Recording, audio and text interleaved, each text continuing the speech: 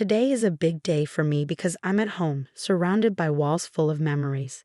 Jack is here too, looking so proud and happy. He's exploring the rooms with excitement, and I can't help but feel his energy rubbing off on me. We're in the main part of my family's house, the place where my dad's dreams came true.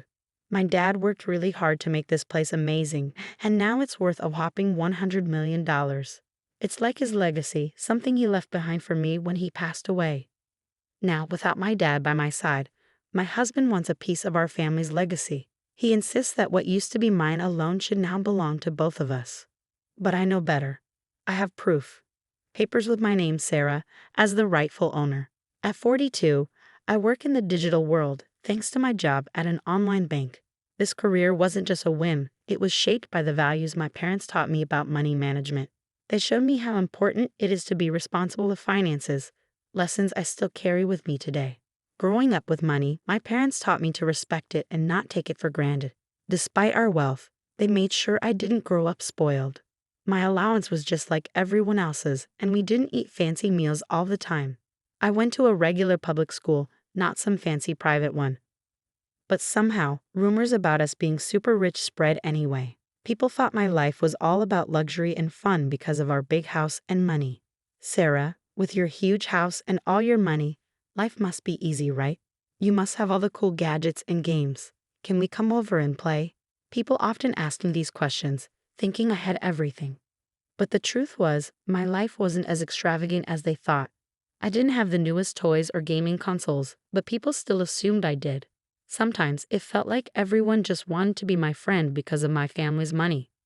Sarah, you're rich, right? Can you lend me some money? People asking for money always made me uneasy. It felt like they didn't understand the values my parents taught me. Then, I got into a tough spot when I accidentally broke Maria's gaming console. I didn't have any money at that moment, which made things even worse.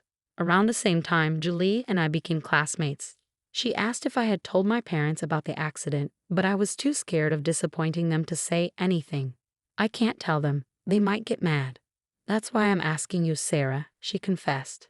Saying no felt awful, especially since I didn't want things to be awkward at school. But my parents were clear about not lending money, so I had to apologize to Julie and explain that I couldn't help. After I couldn't help Julie, she ended up crying. And soon rumors started flying around. People accused me of not helping a friend in need, even though my family was well off. I tried to explain that I didn't have any money to spare, but it didn't seem to matter. Then, Maria said something that really hurt. She suggested that I cared more about money than friendship. Things got worse when Maria and Julie started spreading lies, saying I owed them money and refused to pay for the broken console. The school found out the truth eventually and scolded Maria and Julie. But instead of stopping, the rumors got worse and even reached my parents. My dad decided to deal with it and organized a meeting with their families. Even though they said sorry, I decided to stay away from Maria and Julie after that. I still had to deal with their looks and whispers, but at least there were no more direct confrontations. During dinner that night, my dad shared advice that stuck with me for years. He said it's important to stand by your decisions, especially when it comes to money. Sarah, it's okay to say no, he said with a smile. You don't have to tell anyone about your finances. If someone keeps asking, just say you'll have to check with your parents, even if you know you can't lend money. This lesson about handling money matters gracefully and firmly became really important to me. As I grew up, I became more careful about who I let into my life, focusing on friendships based on character, not money. After university, I made sure to keep my work and personal life separate, avoiding any financial complications. This whole experience taught me the importance of setting boundaries in both friendships and finances, and it's shaped who I am today. When I was 35, I met Jack through a friend, and despite him being a bit younger, his genuine personality quickly won me over. We started casually dating, and before long, it turned into something serious. 2 years later, we had a beautiful wedding, which made my parents really happy. After we'd been married for about a month, my dad suggested that Jack come over to our house. I trusted Jack, but I was worried that he might accidentally reveal some private family stuff because he loves to talk. Still, after a month of marriage, I felt ready to let him in on everything about my family. So, I invited him to visit my parents' house. Jack was amazed when he saw my family's house. His surprise was obvious, showing that he hadn't realized how well off my family was. Even though the visit went well, Jack couldn't stop asking about our money on the way home. I didn't know much about our finances myself, so his questions made me feel uneasy. A few months after we got married, my mom called to tell me that my dad was in the hospital. It was a shock, especially since I didn't know he was having health problems. Thinking back to our last visit, I remembered how he didn't seem well, and now I felt really worried and guilty. When I went to the hospital with my mom that Saturday, my dad tried to stay cheerful, but we could tell he was feeling down. He apologized for what he saw as a burden to us, showing his gentle nature.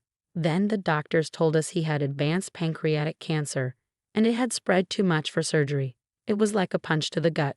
We couldn't believe someone as health-conscious as my dad could get so sick.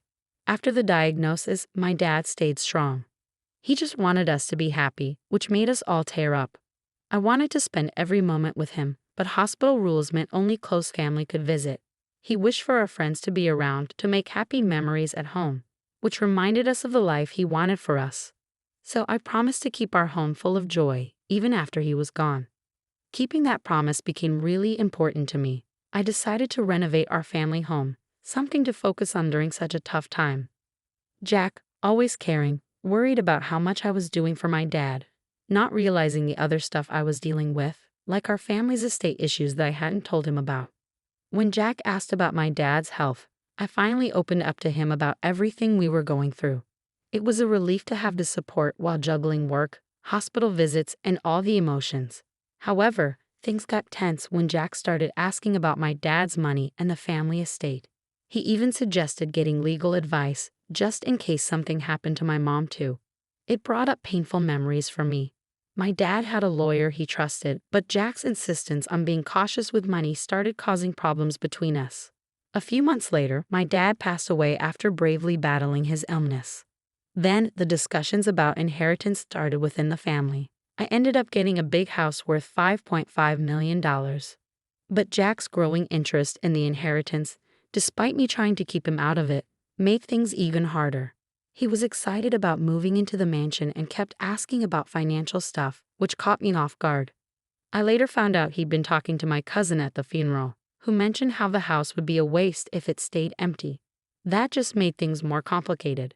Despite my attempts to explain to Jack that the inheritance wasn't something we shared, he didn't seem to listen. Our relationship started getting more hostile because of it. Even though he was there at my dad's funeral, Jack didn't help out with the memorial services or the legal stuff that followed. As things started to settle down and life went on, Jack dropped a bombshell. He said he changed the ownership of my family home to his name, and he had legal papers to prove it. I was shocked and hurt. Not only did he break my trust, but it also showed a huge lack of respect for our relationship and the boundaries we had. Dealing with inheritance issues brought up bigger problems in our marriage.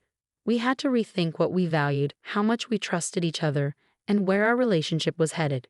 When Jack told me he changed the ownership of our family home without telling me, I was shocked and hurt. He said he was tired of our marriage and suggested we live together as roommates in the house, with him not giving me much financial support. He even threatened divorce if I didn't agree, which was a lot to take in on top of everything else.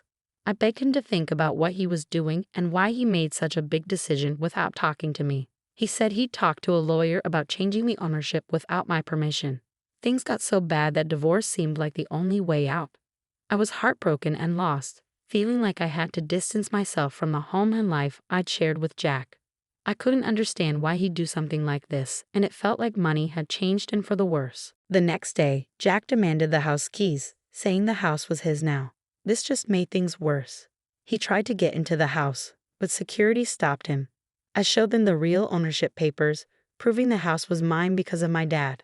Seeing the proof, Jack was shocked. He trusted a guy named Jerry to help him with legal stuff, and Jerry had lied to him. Jack had even given Jerry $360,000 to change the ownership, but it turned out to be a scam. Jack was really upset. He kept trying to call Jerry, but Jerry wouldn't answer. Jack was mad at him for tricking him and taking his money. Then he turned his anger on me, saying I spent too much money on things he thought were unnecessary. He even questioned if I understood how inheritance stuff worked. Even though Jack tried to fix things and suggested we give our marriage another chance, the trust between us was too broken. I asked the security guard to help him leave, closing a painful chapter of my life. In the months that followed, I had time to think about everything that happened. It made me realize how important trust and honesty are in a relationship. What happened with Jack, all the lies and betrayal, taught me to be careful not to let money cloud my judgment. During my dad's first memorial service at our family temple, Jack showed up unexpectedly. Since our divorce, things hadn't been going well for him. He didn't have a job, he had money problems, and it seemed like the people he trusted had let him down. He looked really sad and lost, standing there in contrast to the solemn occasion. As he tearfully tried to apologize, his actions unintentionally disrupted the memorial, causing a commotion among my relatives. Despite his emotional distress, I had to ask him to leave, and security had to step in to make sure it happened. It was a difficult moment, especially during such a solemn occasion, leaving me with mixed emotions, but also a strong desire to move forward and leave our past behind. I decided it was time to leave my parents' home, something I'd been planning for a while. I found a new place to live, cutting ties with Jack for good. Meanwhile, Jack kept coming to the family property, which we had turned into a rental villa. My mom and I ran the villa together, turning it into a happy place for many people to visit and enjoy. On his side, Jack seemed to be trying to make positive changes. He got a new job and was really focused on starting over. Turning our family home into a rental villa not only honored my dad's vision, but also created a welcoming place for guests from all walks of life. The villa, known for its stunning views and beautiful garden, became really popular. We hosted all sorts of events there, from small weddings to big family parties. Working on it with my mom brought us even closer and made us really happy. As the villa became more successful, we decided to add more stuff to make it even better. We put in a swimming pool, a cozy outdoor lounge, and a fun area for kids to play. We were really committed to making sure our guests had an amazing time, and it paid off. The villa became a top spot for people looking for a peaceful getaway and unforgettable experiences. This whole project wasn't just about making money. It was about making my dad's dream come true and creating special memories for our guests. Taking care of the villa's garden filled me with a deep sense of happiness. Seeing our family home turned into a place where people could come together, have fun, and make lasting memories made me really proud. I could almost imagine my father looking down with pride at what we had accomplished, bringing his dream to life. This venture not only fulfilled his vision, but also gave us financial stability and a sense of freedom. Along the way, I learned important lessons about trust, money, and the strength needed to forge my own path, separate from the challenges of the past. In this journey of self-discovery, I discovered that facing difficulties can actually make you stronger and more determined. I heard news about Jack from friends, and it seemed like he was turning his life around, finding a meaningful job and learning from his mistakes. Seeing his progress gave me a sense of peace, knowing that both of us were moving forward and growing. My father's dream became a driving force for growth, not just for me and my mom, but for everyone who visited the rental villa. It became a place of joy and celebration, a sanctuary where people could create lasting memories. The success of the villa is a testament to my father's vision, reminding us of the values of resilience and hard work. Through this venture, we've created more than just a place to stay. It's a source of happiness, a place for making memories, and proof that dreaming big and putting in the effort can lead to incredible things.